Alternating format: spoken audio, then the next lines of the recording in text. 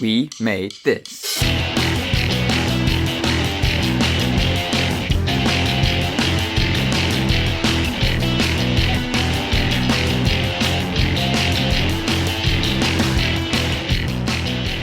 Hello again and welcome to Pick a Disc. I'm your host Matt Latham, and as always this is the podcast where someone picks a disc to talk about for whatever reason they want to. And we're at the end of another year. We're at the end of the 4th year of doing this podcast. Yeah, 19, 20, 21, 22. I'm doing this for coming up to the 5th year of the podcast. Flipping heck. There's past 100 this year. There's other things that have happened this year that I can't remember. And 2023 sounds like it's going to be a very interesting year. So stay tuned for that. And, after all that, let's go and talk about an actual episode that's going to be happening in a few seconds. Yes, I am joined by Leah from the She Will Rock You podcast yet again, and this time she's going to be talking about K Flay's Inside Voices, Outside Voices, which is also one of my favourite albums of this year. And she messaged me ages ago saying, I wouldn't mind talking about this. And I was like, you know what, this is more than likely going to end up being one of my top 5 albums of the year. And it being here and dedicated a full episode to it means I can free up another episode for those 5 mini episodes you're going to be getting later on in a few days. No Christmas related one this time. I'm being a bit selfish and I'm basking in an album that I really liked, with someone who really liked the album as well. So before you hear that, I just want to point out that if you do like what you're hearing, you can follow us on all your favourite podcast apps of choice. If you've got more than one, well done. You can follow us on all the social medias, Facebook, Instagram and Twitter. Just search for Pick a Disc and it's probably going to be me and this podcast. And don't forget there's also a Discord server that you can join. To come in, say hello, say hi, tell us what your favourite albums of this year have been. So yeah, that's it. I can't think of anything else to say, so let's talk to Leah. I think, as just saying before we started recording, I think this is kind of the Leah period. So at some point in the third quarter of the year, you appear on Pick a Disc. So this is like the 3rd year in a row you've kind of nabbed that era. But although you're now at the final episode of 2022, so I think it's gradually getting further in the year. So eventually it'll just roll over into January of the following year. Next time you'll probably be on is 2024. So it's okay. I'm happy to have been here for 3 years in a row. I think that's cool. But yes, it's we're here. We're at the end of 2022. We're very much in December. It is and considering how often I like to record in advance, it's very weird for me to say this, but it's Christmas. It's Christmas. It's Christmas in about 5 days. So, have you got much planned for the Christmas holiday, Leah?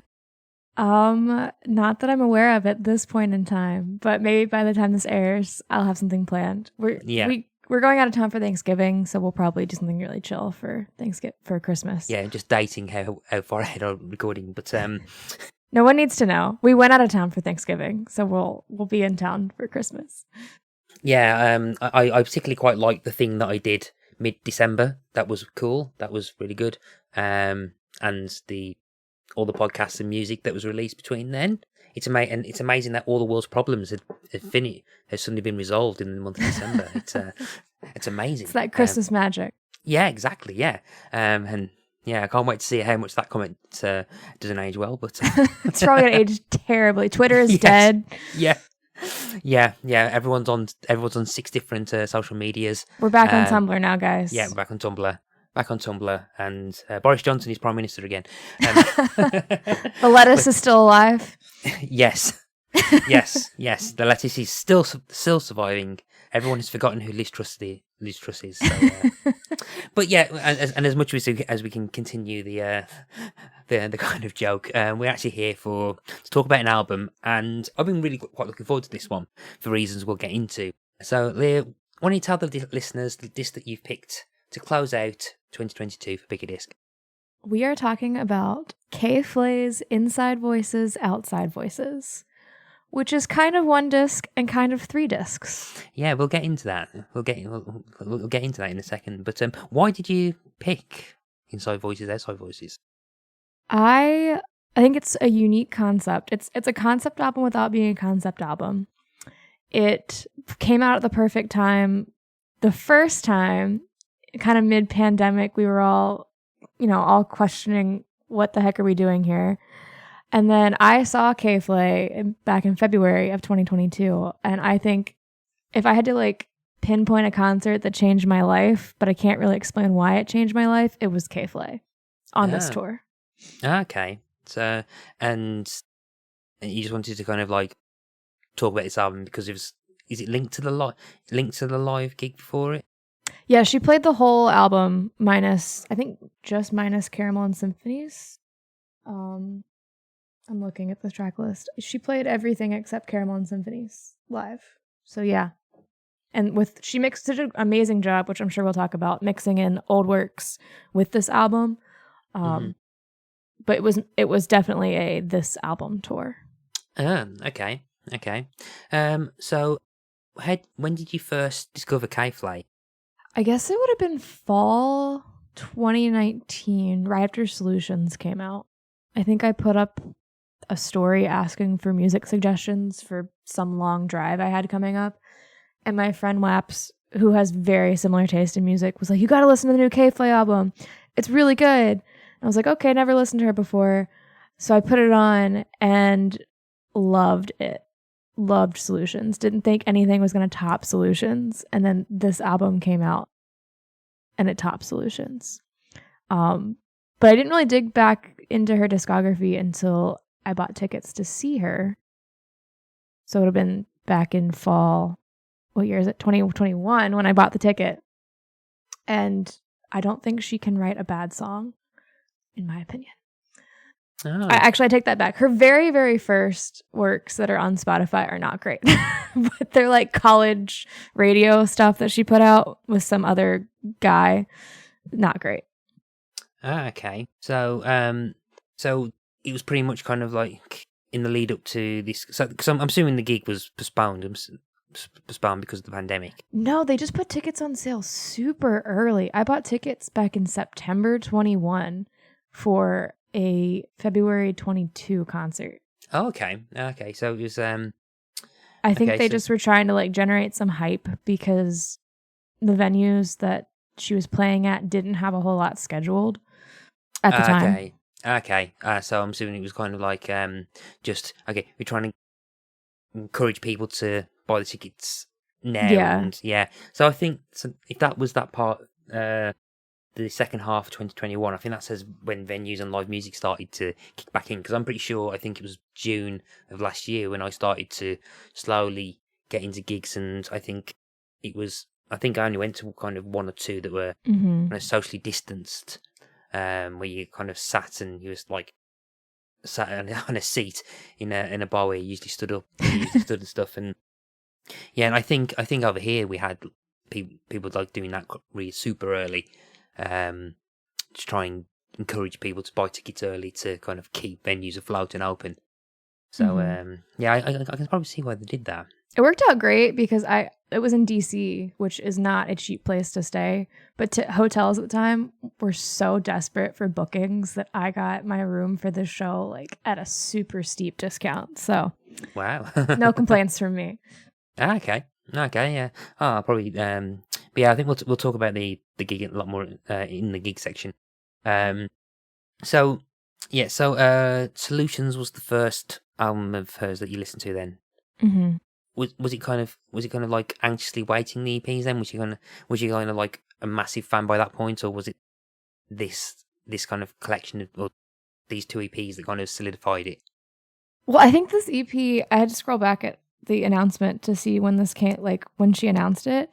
It kind of came out of nowhere. It wasn't a complete Taylor Swift blind drop where like one day we woke up and she was like, there's an album out tomorrow. But we did wake up one day and it was just like, what was the first song that came off of this? I'm pretty sure it was, I think it was TGIF, but don't quote me on that. And it was just like, oh, tomorrow I have a new song with Tom Morello. And my friend who's also a fan, and I were like, "What, Tom Morello? That's so cool!" Thinking it's going to be this one-off song, pandemic project. They're working over Zoom or whatever. And then a couple days later, it was like, actually, that's the first single off my new EP, Inside Voices. And I was like, oh, this is great. It just it had been so soon since Solutions that I didn't think there would be a new album. And I was like, oh, cool, pandemic, like, music that we're getting through. And then a couple weeks, months later, it was, oh, just kidding. That was actually just part 1 of 2. There's also Outside Voices, and here's more songs. And I was like, oh yeah, at the first I didn't like Outside Voices as much, but it has grown on me a lot. And then I woke up the week I went to go see her. It was the Friday before. And surprise, there's a deluxe edition that's still coming out. So all of this has kind of just been like, you didn't have time to get excited for it because she came out of nowhere with it. Yeah, and I think what we're talking about in terms of that episode is that initially you got the first EP, which was Inside Voices, which was 5 tracks. Then you got Outside Voices, which was 5 tracks. But then you got the Deluxe Edition, which was Inside Voices / Outside Voices, which is 12, which is the 10, but then it's the 2 kind of sequentially. With 2 bonus tracks, which literally came out of nowhere. There was no announcement. We woke up and there was just suddenly a deluxe version in our feeds, and she posted at midnight, like, surprise, deluxe edition out now, pre-order your vinyl, because there was no physical release up until this point of anything. And there's 2 new songs because it's the deluxe edition. I was like, what the heck? Yeah, and I think we're going to be talking about it as kind of one whole kind of album, one collection, because they kind of work together in terms of it. I think before we start talking about the album and K Flay as well, in terms of if I kind of knew anything of her beforehand, looking at my last.fm, turns out that I'd listened to 2 K Flay tracks in January of 2021. One on the 1st of January and one on the 23rd. One I think was a song called Everyone I Know from Life as a Dog, and I listened to a cover of Break Stuff by Limp Bizkit. And historically, people know that I do quite like Break Stuff by Limp Bizkit. My opinions on Limp Bizkit notwithstanding. Yeah, but then I kind of not really. But then I kind of forgotten about that, and I think you were either tweeting or Instagramming about the fact you was at this. You was going to the gig, or you was kind of like stating your excitement, so we say, in the lead up to it. And I think I remember kind of like checking, like giving K Flay a listen, and then and I've actually got I know I haven't, so I've closed it. I've closed the client. I think you posted the pictures of it onto the Pickadist Discord. Ah, yes. Yeah, and I remember saying, "Oh yeah, I gave it a listen. I quite like this. It sounds kind of something other people are probably into." And then I think the week after, it was a period at the job I'm at where it's a lot quieter, and I was a lot more. There's a bit more freedom for me to listen to music at work. And during that week, I think I ended up listening to Outside Voices quite a lot. To the point, I think if I go back to... Let's go back to my last.fm. February 2022, about 210 scrobbles, which I think is about... I think it's about 1% of the total in comparison to you listening to Midnights by Taylor Swift in the past month. But yeah, so I ended up listening to this quite a lot. And getting really into it to the point where I was saying, is this classed as a 2022 album? To which you immediately went yes. Yes. Yeah. So as I was listening, I'm thinking, if that's the case, this might be a kind of, or like an early shoe-in to go into my best of 2022. So for anyone who's not really listened to the podcast much, or dips in and out at the end of each year, there's a couple of mini episodes where I kind of like spend about 5 minutes talking about albums that I quite like, and this was very much a shoe-in to be one of them very early on. And then I think like months later, you're saying like, oh, wouldn't mind trying to talk about it on the podcast. at some point, and I went, well, I was planning on doing this, so if you can wait a couple of months, and I'll make it the last episode of the year to talk about it, because I really like this. This is very much kind of my kind of thing, to the point I know you converted me into a Swiftie, but I like this a lot more than I like Taylor Swift. This is very much my jam, so to speak. That's fair. So to speak. To the point, and I don't know, and so the question I need to ask is, I'm not sure whether it counts or not, because I have listened to it before it was a chosen picked disc, is whether this qualifies as being the favourite thing I've been introduced because of the podcast, which means that Brian Colburn of Playlist Awards might need to start sweating, because at the moment he holds that position with the Cars, because I really like this. Yeah. So but I don't know whether it counts or not. I'm going to claim that title since I'm only in the Pick a Discord because of the podcast. Fair enough. So, yeah. I'm gonna lean towards that. So I think if Brian. Yeah. So if Brian listens to this, I think that title I think gonna be unleashed, because there is nothing on this album I dislike. It sounds, I think if people who know my music taste or what I'm kind of into will probably and listen to this will probably realise, oh yeah, this is kind of stuff that Matt will be into.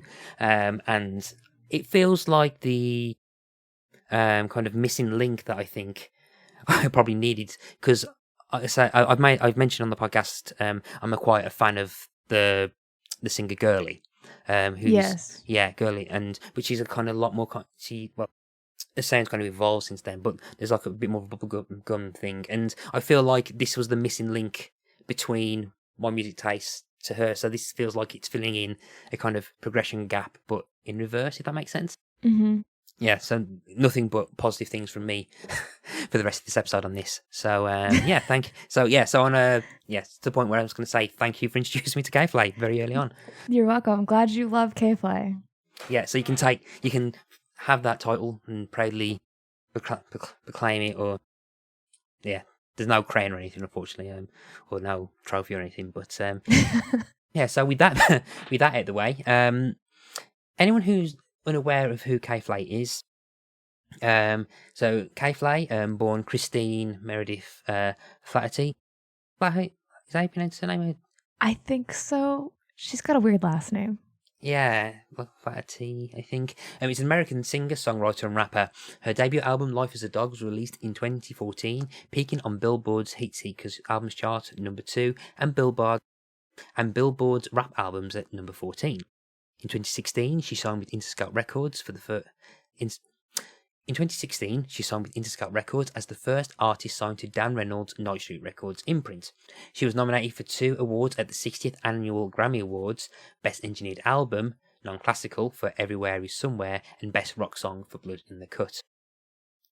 And I think she then went to release a couple more albums. Yeah, so you got Life is a Dog, Everywhere Is Somewhere, Solutions, which talks about, and kind of this one, which is the hybrid of the two.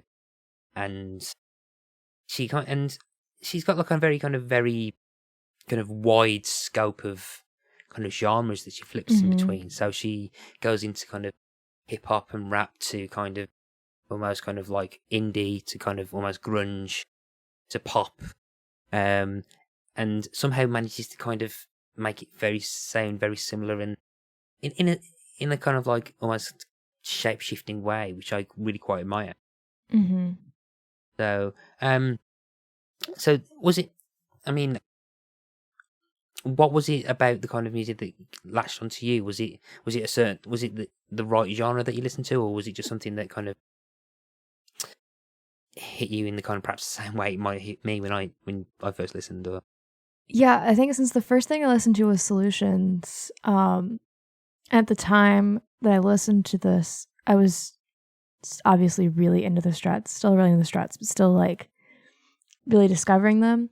It's almost Struts adjacent in the sound of Solutions, like because Young and Dangerous had just been out, which is their second album, and shiny, but also kind of grungy, which is a terrible description. I don't know how to describe this. But K Flay would pop up in a lot of, like, if you did a Spotify radio of songs that are like the Struts, she'd be there with like Bad Vibes, and that was it. So it was a nice little bridge over from the Struts, but it's definitely grungier and more rap hip hop influence than I usually listen to at the time. Genre expanding, but the lyrics of Solutions is what grabbed me, specifically when like on my first listen through the album, when I got to DNA, I was like, this song hurts. This song is like stabbing me in the soul. I didn't ask to be attacked at 8:30 this morning on my way to work. And like all of the lyrics in Inside Voices, Outside Voices have taken what were already amazing lyrics and Solutions and stepped it up a notch. Yeah, no, I can kind of see that when an artist kind of you kind of click with a lyric. I think at the time recording, episode 100's just aired, and there's a very similar conversation I had with Brandon about like a specific lyric kind of, or like the lyrics coming in and suddenly hooking you in, and you're like, wait, what? Who is this? Mm-hmm. So it was the song DNA from that album that kind of was at the moment of. That was a moment when I was like, wow, she's an amazing songwriter, like, and she gets very personal, which is almost kind of DNA, I feel like, is a little bit of a foreshadowing into Inside Voices, Outside Voices, because she's examining, you know, who she is because of who her dad was, mm-hmm. which goes into the whole brain thing and trying to understand your own brain that she does in Inside Voices, Outside Voices. But there's also songs like Ice Cream on Solutions that aren't necessarily the deepest, but it's cute and it's clever. So if we move towards Inside Voices and Outside Voices, and as the whole as the album or the concept, I was kind of listening to an interview that she was giving, that she gave to, I think, Rock Sound. Mm-hmm. No, I think the interview about Roxanne was about kind of like Outside Voices, but she was doing a track by track for Inside Voices, and I think the idea that she was saying was that there's kind of like that concept of the inside being, I think, the id, or the internal or the subconscious, and the outside voice being the superego or the conscious mind. And the way that they kind of landed in their release was that everyone was still kind of inside and not really being able to go out when Inside Voices came out, and Outside Voices was out when restrictions were lifting and people were going out more, mm-hmm. or kind of like reclimatizing themselves. And in that kind of Roxanne interview, she was saying that the kind of merging of the two of them, even though they're kind of sequential, the run pretty much sequential, she doesn't kind of mix the track listing up. He's saying it's about the conflict between kind of the inside and the outside voices, which is, again, I see as the subconscious and conscious mind. Mm-hmm. And also how you see yourself versus how others see you. Yeah. And your expectations. Yeah. And I think it's kind of clever how it's done, because when I first listened to it, I heard it as an album, not as, I wasn't aware it was 2 EPs at first. And it was only, and after learning, I think it was you that told me it was 2 EPs at first, mm-hmm. Initially, and yeah, and it kind of, the concept kind of makes sense. So yeah, and I quite, and I do quite admire that and stuff. So, for example, the Inside Voices has a lot more, as interestingly enough, considering it's very internal, has the big kind of guest on it, which we'll get to a bit later on. Whereas the second, Outside Voices, is a lot more kind of, it's completely her, and perhaps a lot more, if not as kind of heavy or rocky as the first bit. So which out of the two, if you had to pick one that you preferred out of the two, which one would you say prefer more? Would you prefer the first half or the last half, or is that a question that you didn't want to be asked? No, I think I prefer the first. I love them all, but I prefer the first half. Okay. I actually didn't like Outside Voices for like the first week it was out, because it's a running joke that I don't like slow songs, and the second half is slower. Mm-hmm. And that's not anyone's fault but mine for not liking slow songs. but it's definitely grown on me. And seeing them live has made the second half grow on me as well. Do you think it's perhaps the more kind of the rockier elements? I think so. They're rockier. They're angrier in a way. They're less. I don't want to say they're less self-examining, but they're more examining parts that like are fun to poke fun at. Like you only end up dating your parents, whereas the second half is like, will anyone actually ever love me? And that's a little too deep at times. Yeah, I do think there's kind of like a nice kind of conflict between like a different mindset, particularly with kind of with the pandemic and everything, and I think the one of the kind of masterstrokes of this is that it doesn't state it, so it's not explicitly mentioning kind of the pandemic. It's more about being introspective and inside, which is the metaphor for it, and the outside being more extroverted or attempting to be extroverted.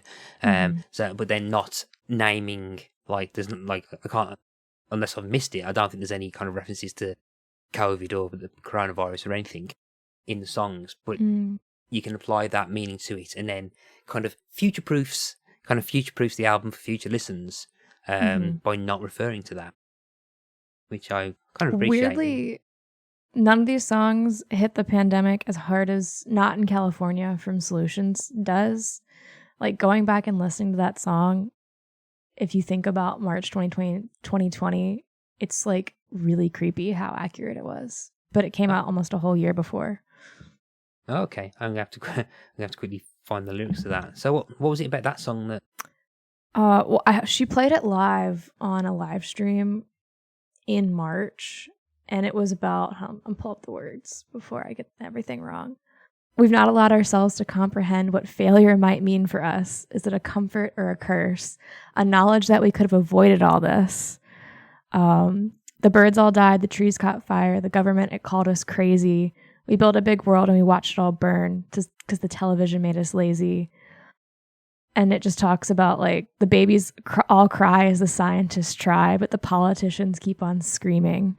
I'd like a roadmap. I'd like to turn the clock back, but the internet, it keeps on freezing.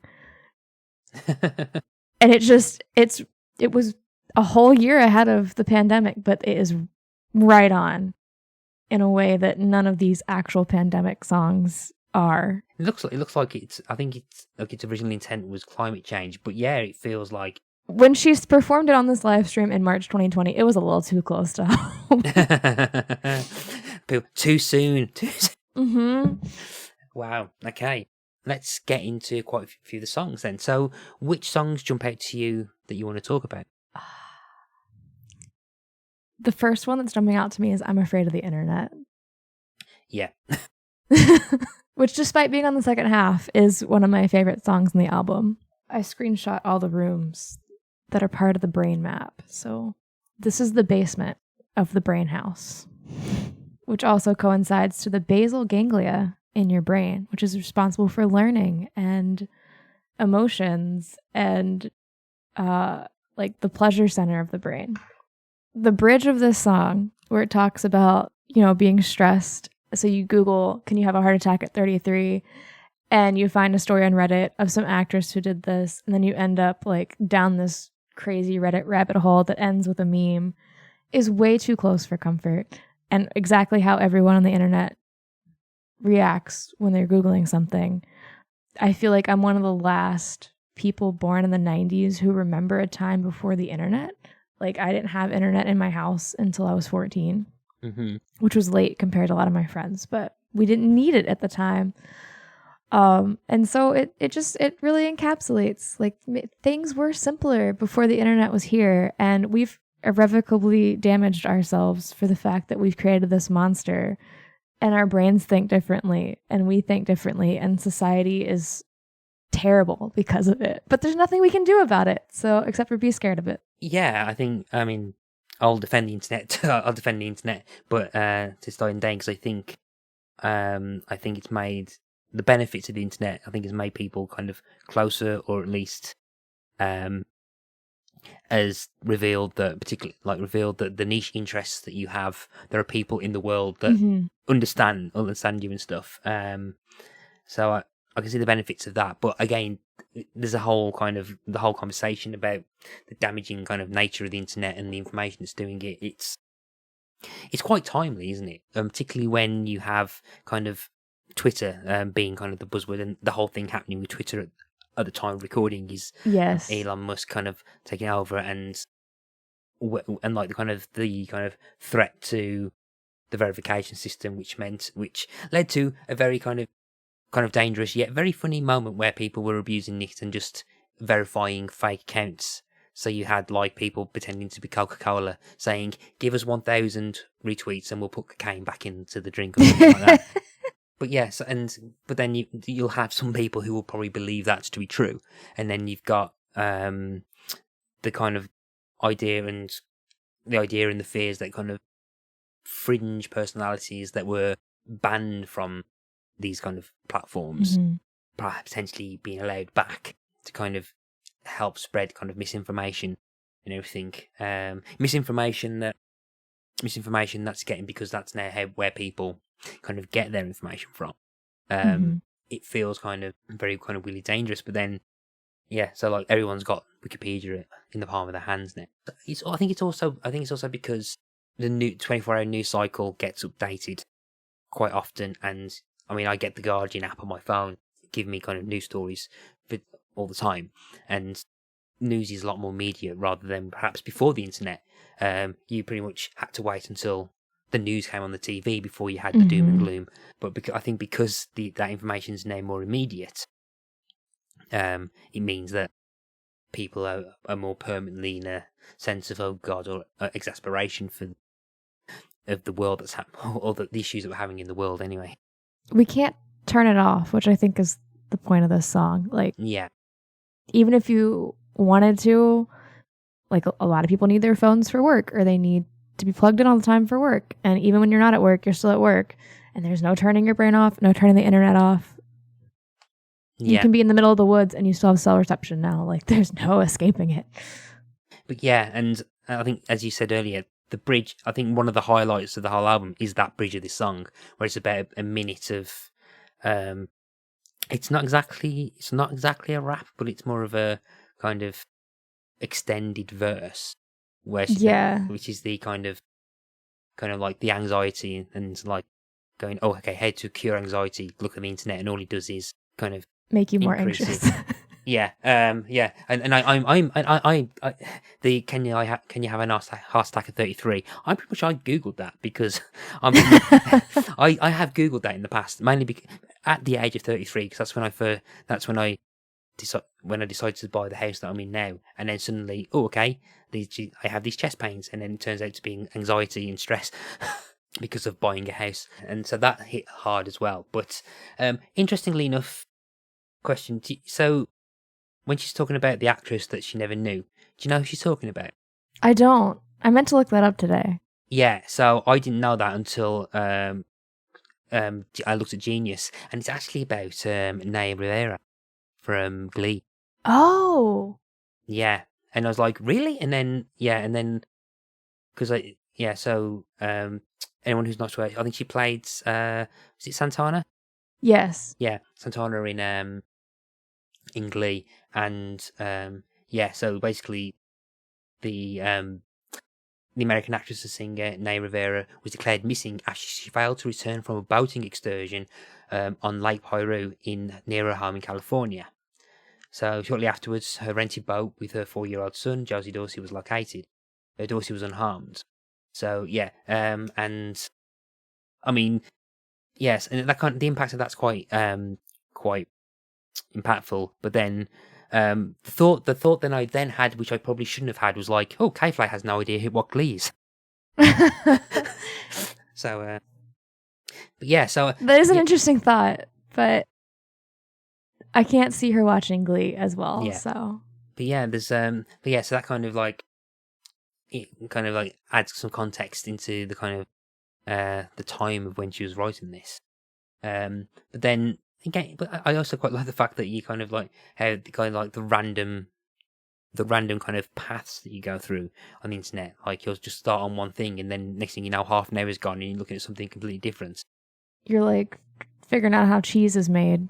Yeah, yeah, yeah. I mean, how many times? I don't know if I'm assuming everyone's done this, where you go onto Wikipedia for something, and then you just go down a rabbit hole for half an hour, just going through so many different things, and you start out looking at one thing, and then you end up looking at something completely different. Every single time I'm doing podcast research.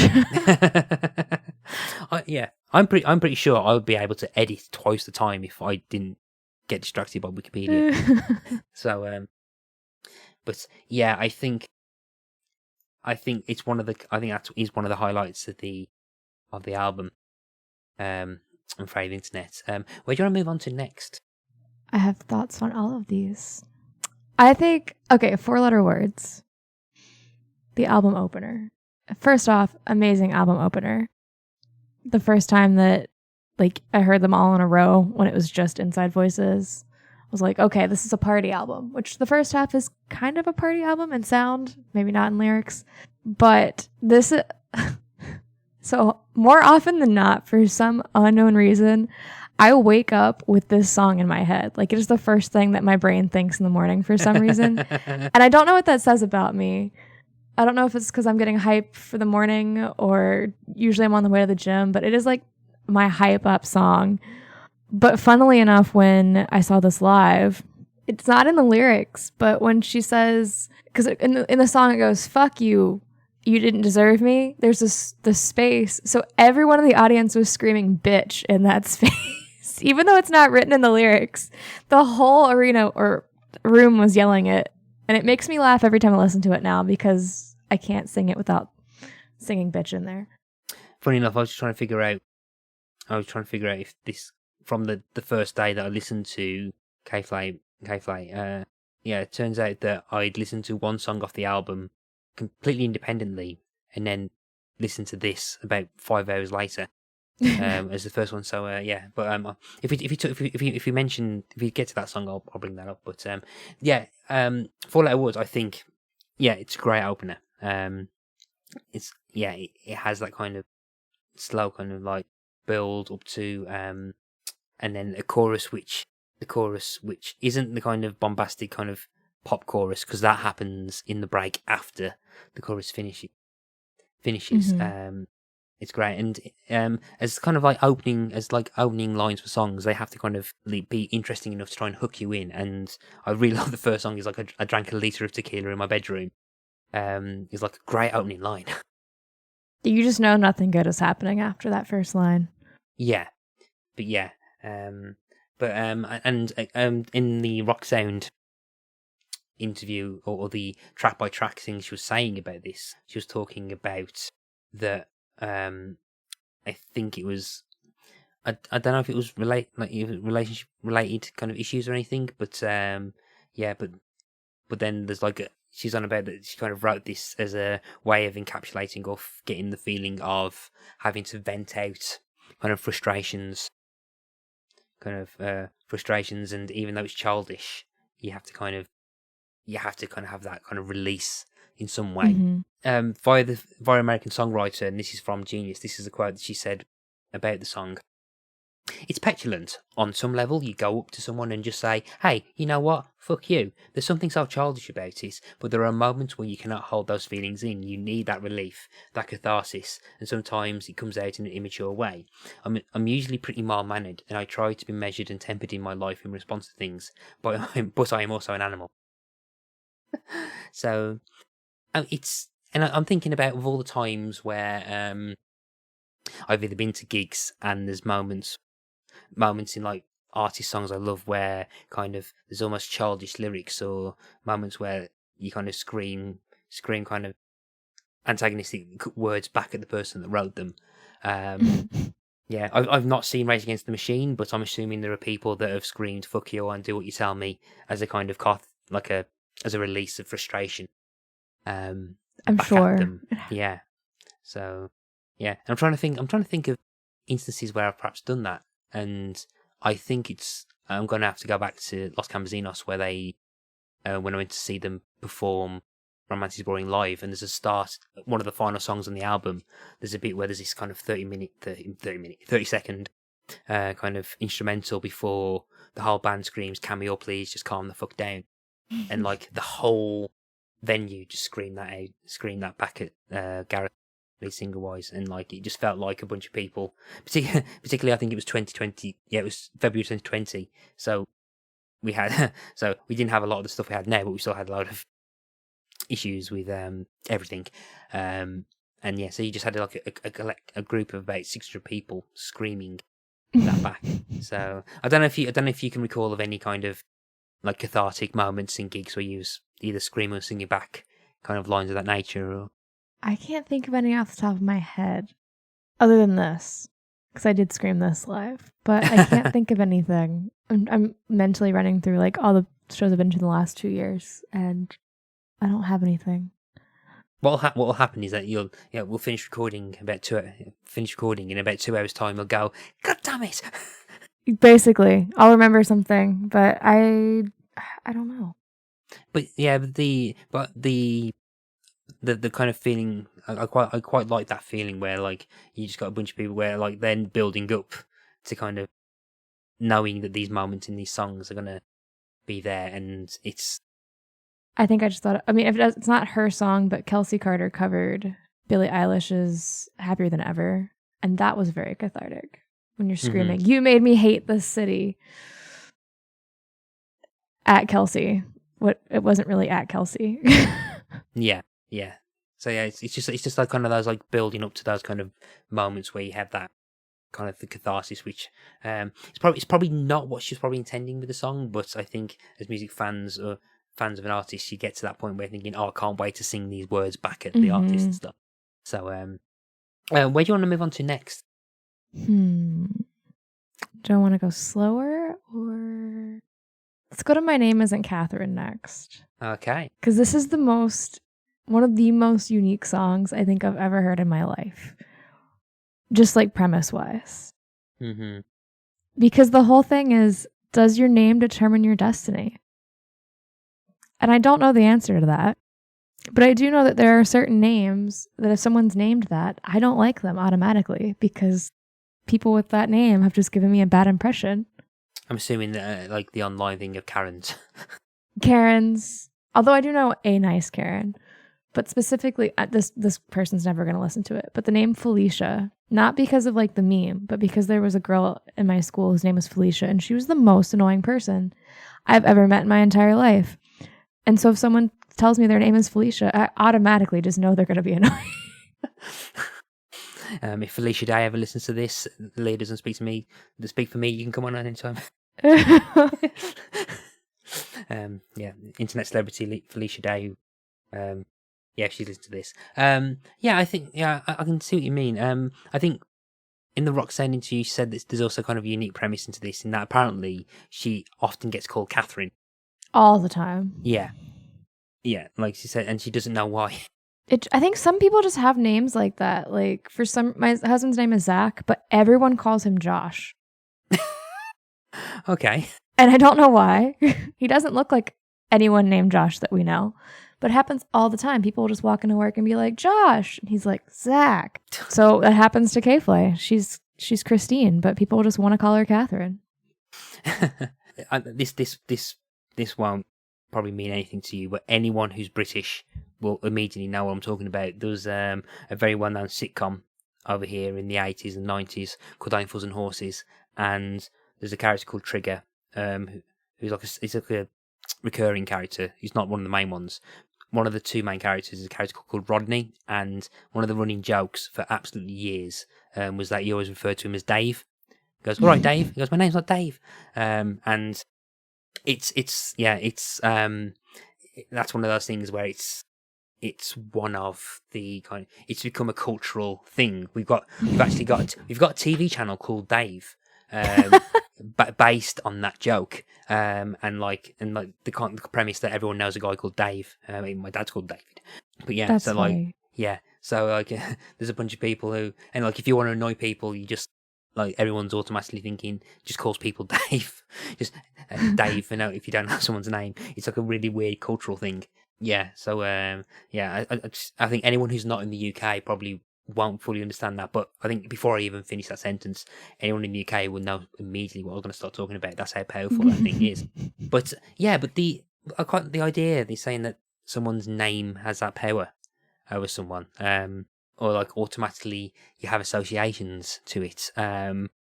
I apologise for the extreme, but how many people do you know called it Adolf?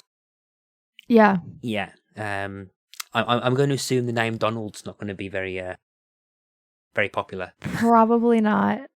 Yeah. That naming trend had to have just taken a complete plummet down after the election. Yeah, and I'm pretty sure there's a few children in the last couple of years called Danny or named after Daenerys. And I remember seeing online a few people getting really annoyed that towards the end of Game of Thrones, that people were saying, "I named my child after Daenerys." No, so there's at least a couple babies named Khaleesi too, which is just don't do that to your child. Yeah.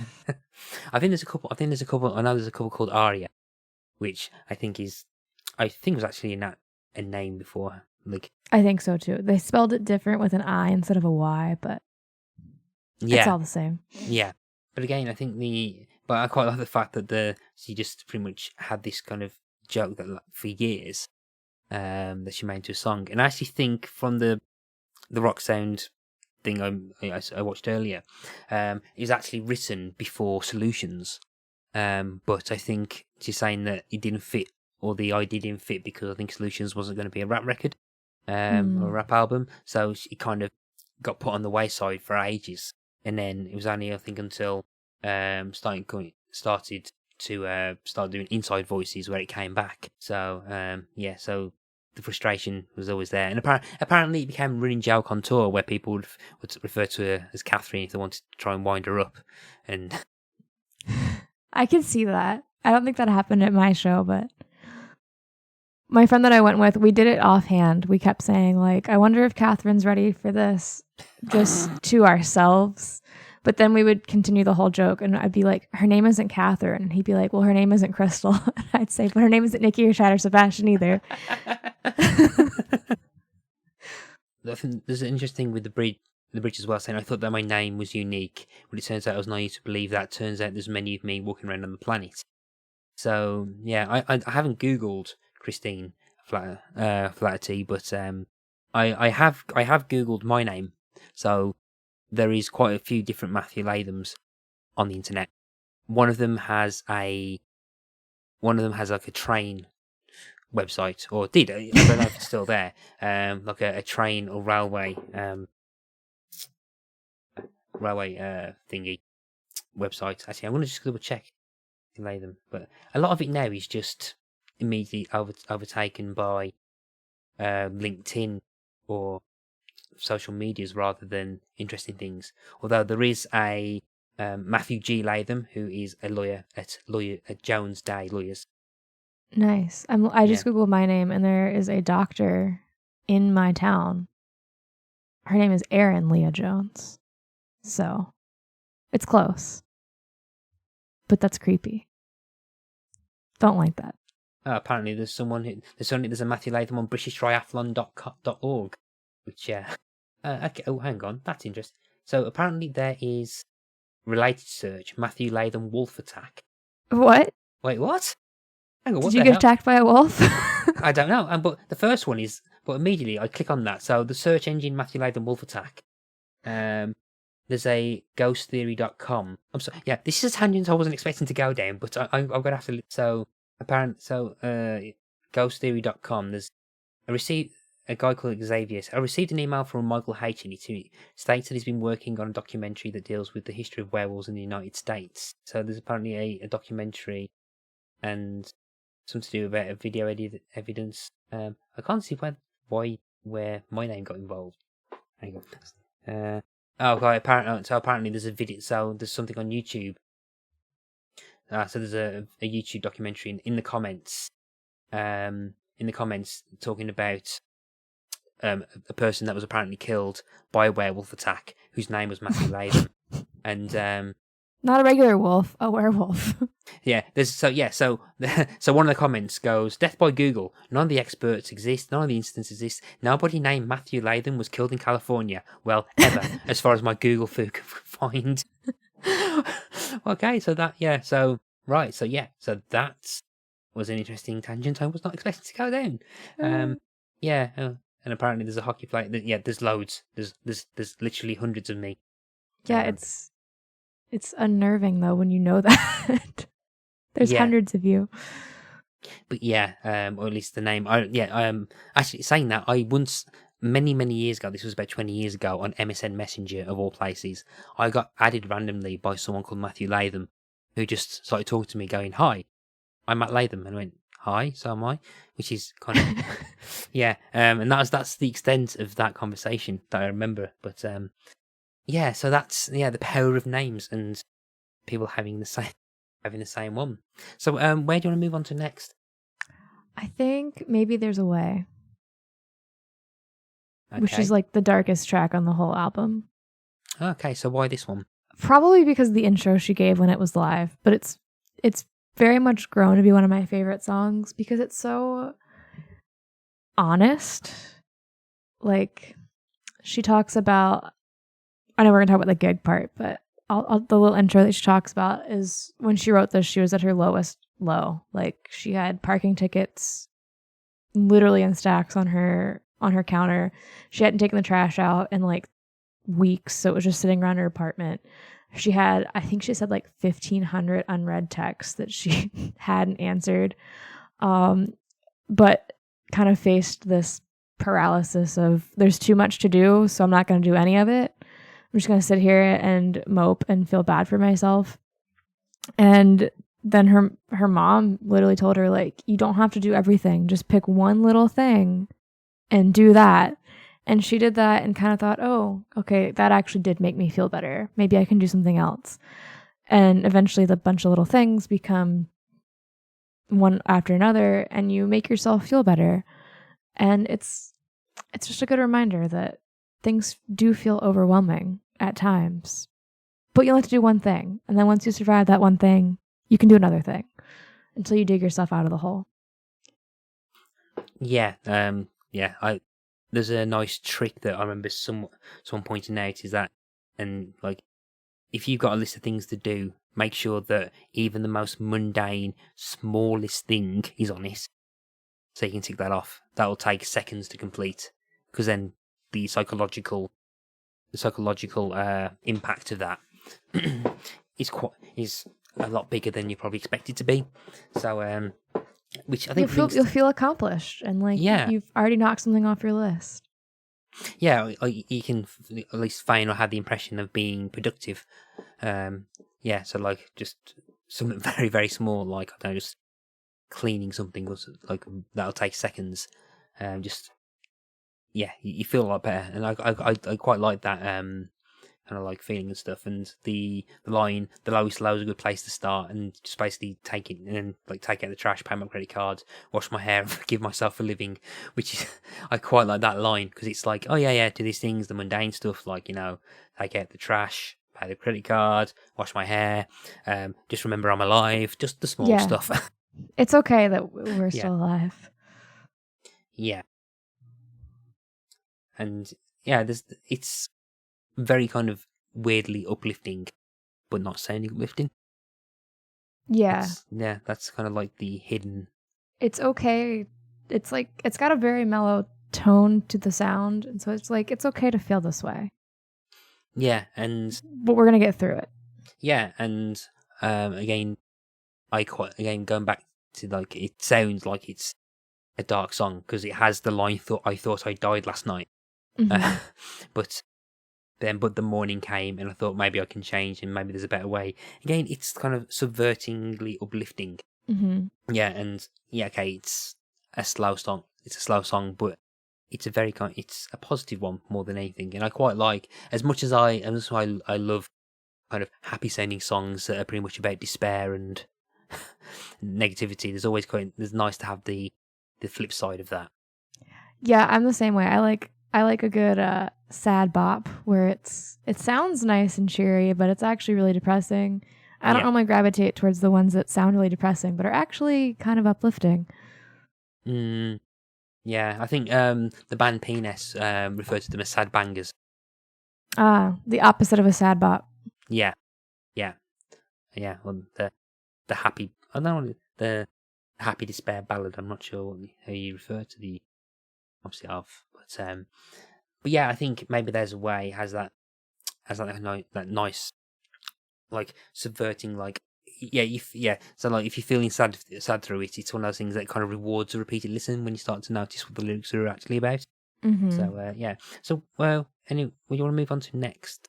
I don't. You pick one. Okay. The one I really want to talk about and is Nothing Can Kill Us. Okay, I was gonna pick that one next. Yeah. I love this song. This song's amazing. I'll let you say what you want to say about it first.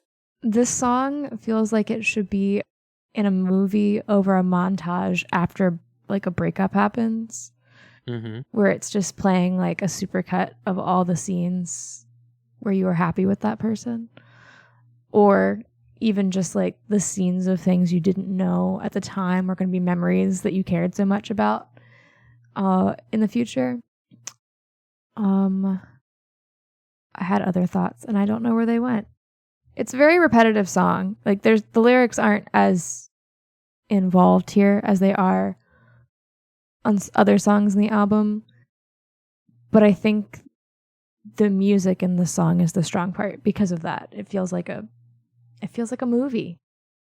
I can what is the Harry line? I like that it feels like a movie. Yeah. Yeah, there's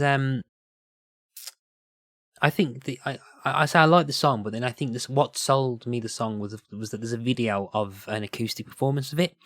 Of acoustic performance where it's just K Flay and an acoustic guitar singing this, and it kind of really highlights the kind of lyrical aspect of it, and it's very, very simple compared to some of the other songs on the album or other things that we know that she's capable of as a lyricist. But I think it's very minimalist. Well, minimalist for her anyway. Yeah, there's no crazy rap. There's no dictionary being pulled out. It's just K Flay. Yeah, being K Flay. It's kind of simple, but then the kind of images that it conjures up and kind of relatability of it. This is the kind of like nostalgic, regretful nostalgia that people can have when you look back on things that have happened or people that you knew, and it feels like a separate life away, like or a separate life or a separate person or like people that you don't really speak to or associate with or are friends with or anymore. I think the God How I Wish I'd Known It'd Be the Last Time kind of lyric kind of hits home, and it's I think in context of the song, I think it's supposed to be kind of romantic, but I think you can apply a lot of different meanings to that line. Or like to do with friendships or people that you knew. So if you've got or people who are no longer with us anymore.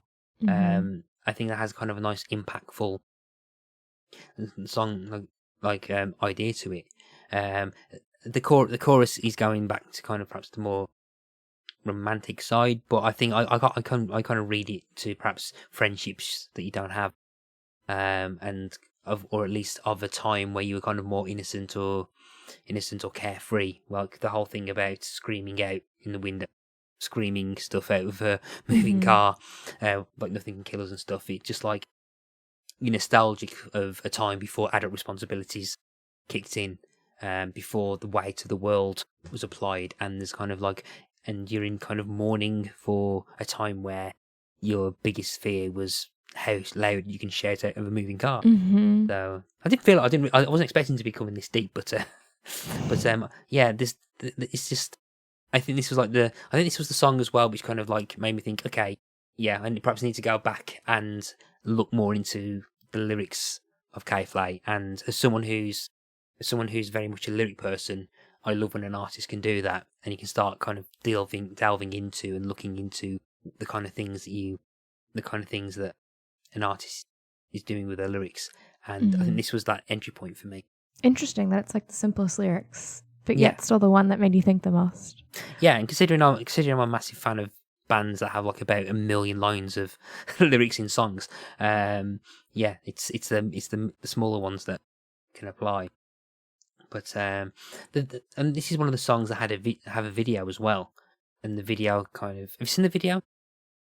I have, but it's been a while since I've watched it. Yeah, so the video is like where she's kind of like trying to sleep, and every time she goes to sleep, she dreams of her and either form partner. I think played by Mia. Is it Mia Follick? Let me pull it up. Ooh, that was really loud in my ear.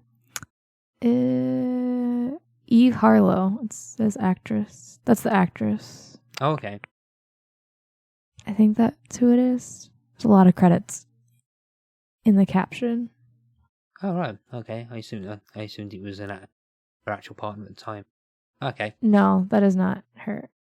That was not her partner at the time. Oh, okay. I'm skipping through really quickly and looking. Yeah, I know at the time that this album was, I guess, being worked on. I know some things were written ahead of time. She did go through a pretty bad breakup. So I'm sure this song was written out of that. Okay, but the aside from that, the kind of the music video has a kind of like going to sleep and having and kind of reminiscing of this kind of like car drive, literally screaming out of a moving truck, But I think, is there any other song you want to quickly talk about before we move on? I don't think so. Nothing that I could dive super deep into. So I think we might just briefly mention in honor of your hat, the TGIF. Oh yeah, it has the It has skeleton middle fingers on either side. But this is the one that has Tom Morello on guitar and the line "I want to rage against the fucking machine." Yeah, which is so appropriate. Yeah. I do love that song. That is another song that I frequently wake up with stuck in my head on Fridays. Like, it's my Friday song. And I quote a lot, like, the world is run by lunatics, so who gives a fuck? Let's light it up. Let's make a mess. Let's coalesce. Let's make a fuss. Like, anytime anyone does anything stupid that's in any position of power, I'm just like, yep, the world is run by lunatics. So I just don't care anymore. The whole Twitter fiasco, like this song just describes it. Lost in the mosh pit, coughing, wanna call God, but he's out of office. Clickbait shots, we all get nauseous. Amazon boxes looking like coffins, which is that's such a good line.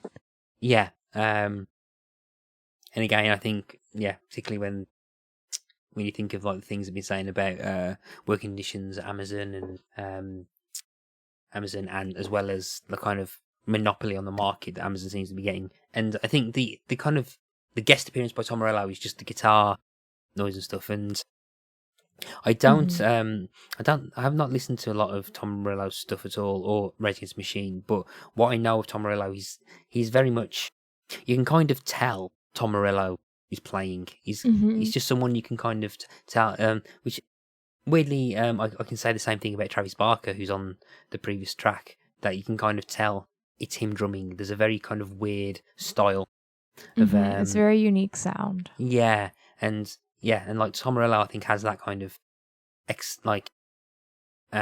experimental kind of noise thing. They can all play around with effects on guitars and stuff. So so the guitar solo where it's just like it sounds like a synth, but I'm pretty sure it might be played through a guitar. It's like a standout moment, I think, as well, because that kind of riff has always stayed in my head.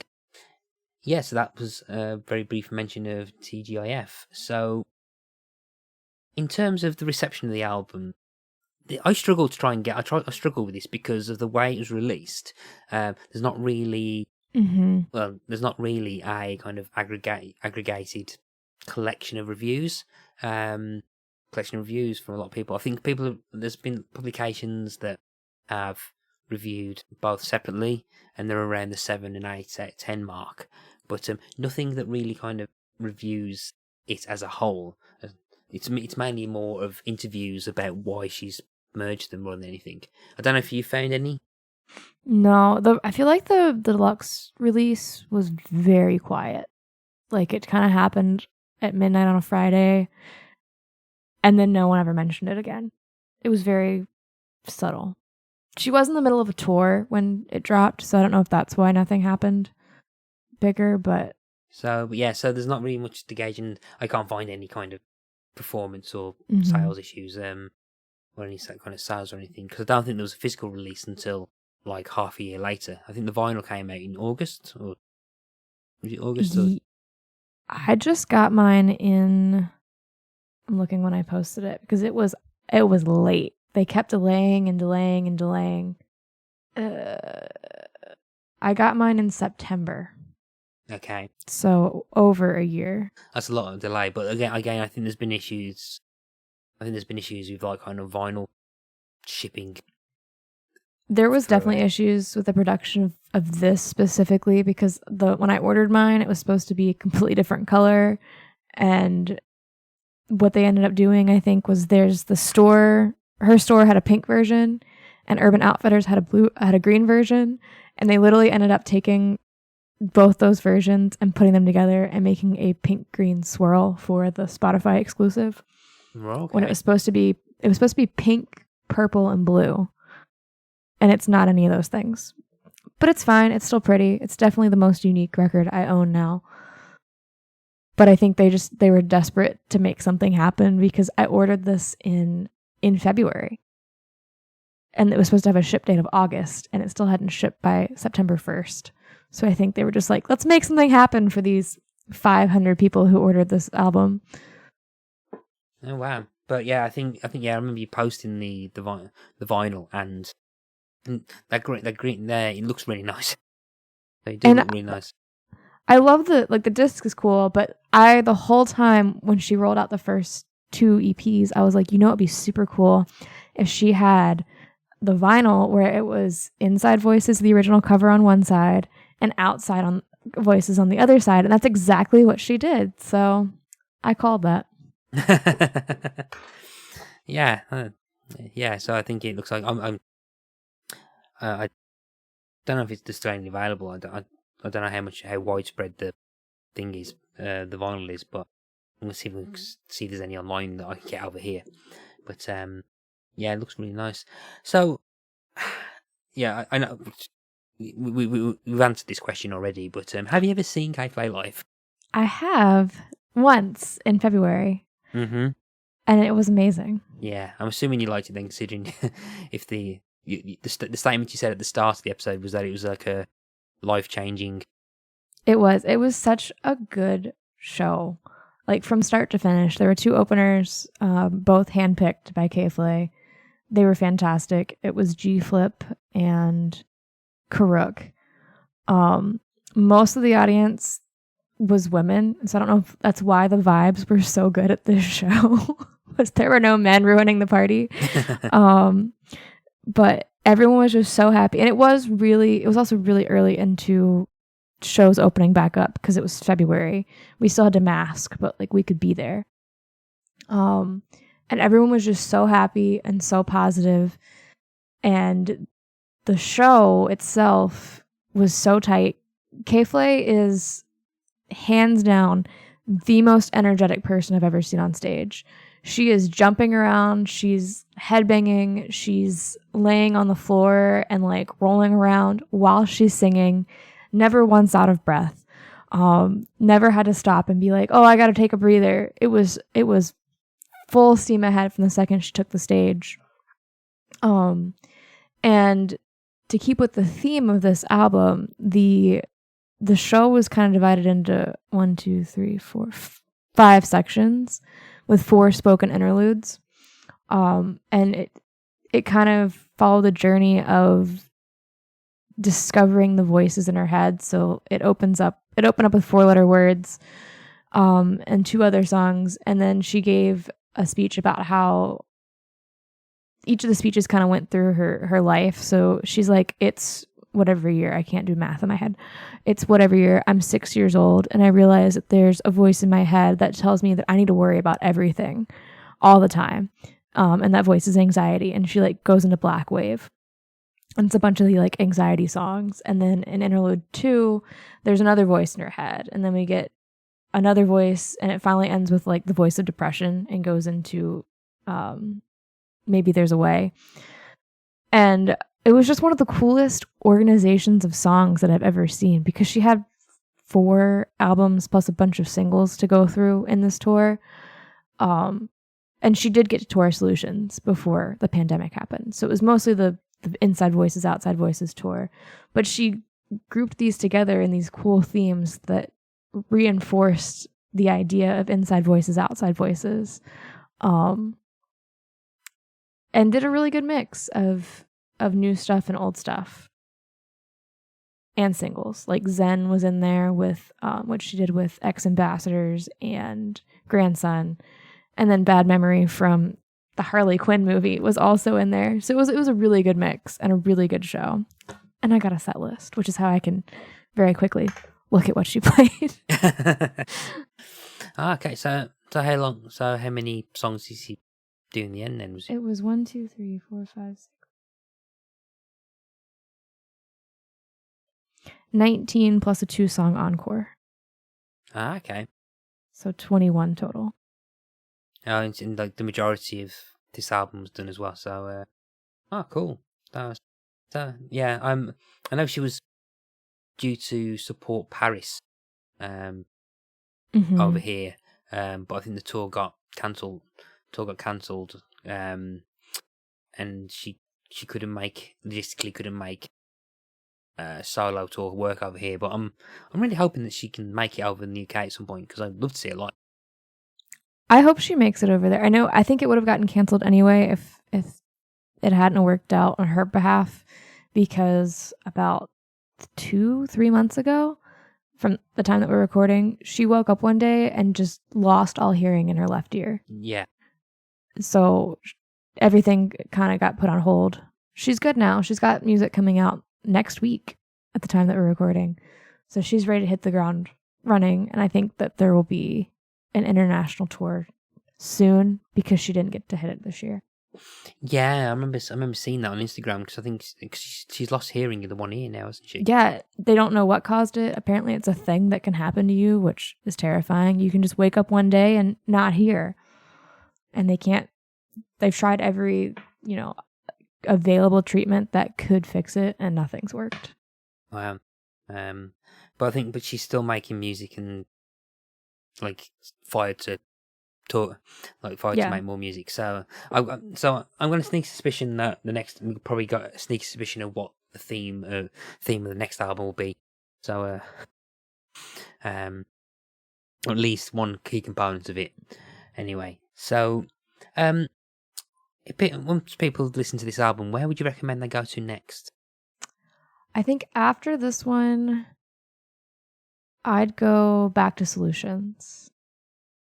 No, actually, I'm taking that back. I'd go all the way back to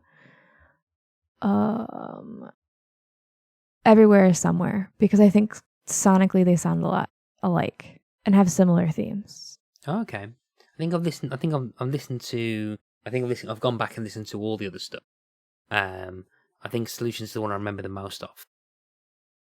Solutions just sounds different. It's much less of a rap sound than I'd say Everywhere Is Somewhere. It's less grungy.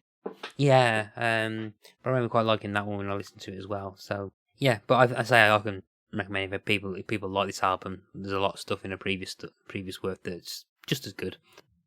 So I have a Spotify playlist that's everything she's released. Hold on, it's a lot of stuff. It is 107 songs, so you've got a long journey if you like this album of things to listen to. I think mine is just the albums. I don't think I've put in the EPs or the mixtapes. I think mine's just the albums, which I don't know are the ones I've got. I really like some of her just one-off things, like Peaches that she did with Grandson. Zen is like probably my one of my top favorite K Flay songs that she did with Ex Ambassadors and Grandson. Bad Memory from the Birds of Prey album. It only exists on that album soundtrack, but it's a really good song as well. Okay. Yeah, so I think that the playlist I've got is only 45 songs long, and that's just Life as a Dog, Everywhere is Somewhere, Solutions, and this one. So I've not even got half of it. I also have the live versions. Like she did a whole Audio Tree live album. I put that on my playlist because sometimes I like listening to the live versions better. Okay. So, and here and now we're going to the song from the playlist. So anyone who's not listened to this before, what this is, I'm going to ask Lee to pick one song from this album to be immortalised forever. I Can't Veto It. And that becomes the latest song to join Spotify Hall of Fame playlist. So, Leah, which song from Inside Voices, Outside Voices are you going to pick to be put onto the Spotify playlist? I forgot about this. Oh man, this is so much pressure. 4-letter words. Final answer. 4-letter words. Okay, so 4-letter words is the latest song to join the playlist, following All Your Gold by Bat for Lashes and Everlong by the Foo Fighters. So so that joins onto that. And with that, we are at the end of our conversation, Leah. So if people want to find you, where can they find you online? You can find me on Instagram at leahelizabeth.j. I'm also on Twitter, if Twitter is still around by the time that this episode airs. Yeah. That's Leah_ElizabethJ.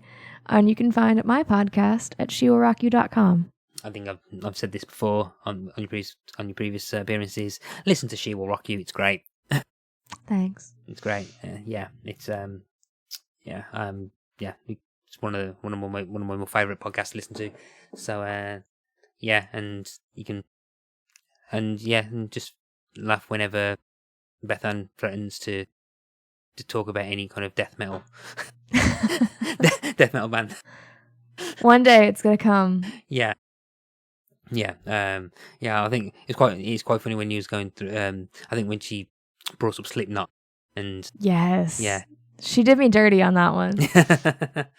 But I think and I think it was quite surprised. I think even she was surprised at the story of that one. I think that's quite a recent episode. I think, if I remember. Yeah, that would have been 2 episodes ago. Yeah, but listen to She Will Rock You. It's great, and so and with that we are at the end of our chat, Leah. And I just want to say thank you ever so much for introducing me to K Flay. Thanks for having me on for a 3rd time. You've been listening to Pick a Disc, and I've been your host, Matthew Leyland. Our theme music is Pump by Kevin MacLeod of Incompetech.com. Pick a Disc is hosted by the We Made This podcast network, and you can find them on www.spreaker.com/user/WeMadeThis. You can find the Pick a Disc show site on www.spreaker.com/show/pickadisc. You can find us on all the usual social media type places like Facebook, Instagram, Twitter under Pick a Disc. You can also email us on pickadisc@gmail.com. Until next time, happy listening to all those discs that you are picking. Goodbye. Hey guys, my name is Tony Black, podcaster and author, and I'm here to tell you about Partisan, a podcast about politics and history in film and entertainment. I'll be joined by guests as we discuss films, TV shows, and maybe a little bit more, examining political and historical topics, such as how Elvis intersects with black cultural history. In Lerman's film, the idea of the black characters are maybe they're used as catalysts to basically move Elvis forward in his career. I think that's how I saw it. The rise and fall of Richard Nixon. It seems to be, historians seem to agree with this, is that he was the first president that really capitalized on the evangelical vote and politicized them. The disturbing class satire in society, and much, much more. Partisan is free to download on Apple Podcasts, Spotify, or your podcast app of choice, and you can follow us on Facebook and Twitter at PartisanPod. I hope you'll vote with your feet and join us on the journey.